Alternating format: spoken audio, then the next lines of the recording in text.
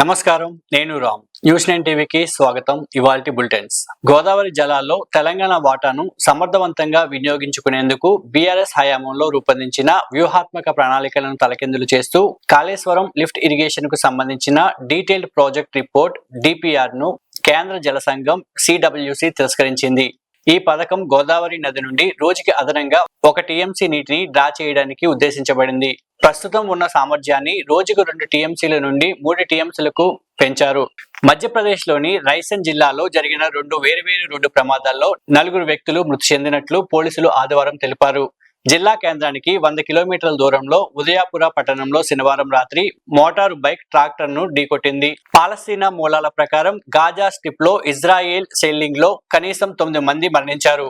Israel యుద్ధ విమానాలు శనివారం ఉదయం ఆల్-షాతీ శరణార్థి శిబిరానికి పశ్చిమాన ఉన్న పాలస్తీనియన్ల సమావేశాన్ని లక్ష్యంగా చేసుకున్నాయని గాజాలోని సివిల్స్ డిఫెన్స్ ప్రతినిధి మహమ్మద్ బషల్ తెలిపారు. హామీ ఇచ్చిన రుణమాఫీ కోసం నిరీక్షిస్తున్న రైతుల కష్టాలను ప్రభుత్వానికి గుర్తు చేస్తూ రైతు సామాజిక వర్గానికి 100% రుణమాఫీ చేస్తామని అధికార కాంగ్రెస్ చేస్తున్న వాదనలను బీఆర్ఎస్ వర్కింగ్ ప్రెసిడెంట్ కేటీఆర్ విమర్శించారు. కాంగ్రెస్ ఇచ్చిన హామీలు అమలుపై ప్రభుత్వ చిత్తశుద్ధిని ప్రశ్నిస్తూ అసెంబ్లీలో మాట్లాడినంత మాత్రాన అబద్ధాలు నిజమవుతాయో లేదో చెప్పాలన్నారు. సింగరేణి డే 2024 వేడుకలను డిసెంబర్ 23న కొత్తగూడెంతో పాటు ఇతర SCCL ఏరియాలో ఘనంగా నిర్వహించేందుకు ఏర్పాట్లు చేస్తున్నారు.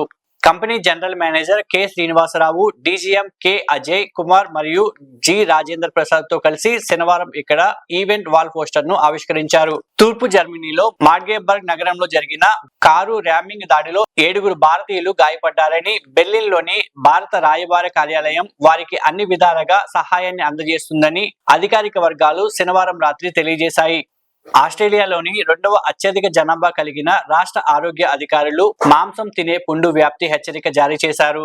విక్టోరియాలోని ఆరోగ్య శాఖ శుక్రవారం నాడు బురిలి అల్సర్ కేసులు మెల్బోర్న్ తో సహా రాష్ట్ర వ్యాప్తంగా వ్యాప్తిస్తున్నాయని జిన్హువా వార్తా సంస్థ నివేదించింది. గిరిజనులు ఎదుర్కొంటున్న సమస్యలను ఒక్కొక్కటిగా పరిష్కరించి వారి విశ్వాసాన్ని చూరగొనాలని కృత నిశ్చయంతో ఉన్నానని ఆంధ్రప్రదేశ్ ఉప ముఖ్యమంత్రి పవన్ కళ్యాణ్ శనివారం అన్నారు. అల్లూరు సీతారామరాజు జిల్లాలోని అనంతగిరి మండలం వల్లగూడు గ్రామం మరియు ఇతర గిరిజన గ్రామాలను సందర్శించి వారి జీవన స్థితిగతులను, ముఖ్యంగా రోడ్డు లేని పరిస్థితిని చూశారు పవన్ కళ్యాణ్. ఇంతటితో బులెటిన్ సమాప్తం. నమస్కారం.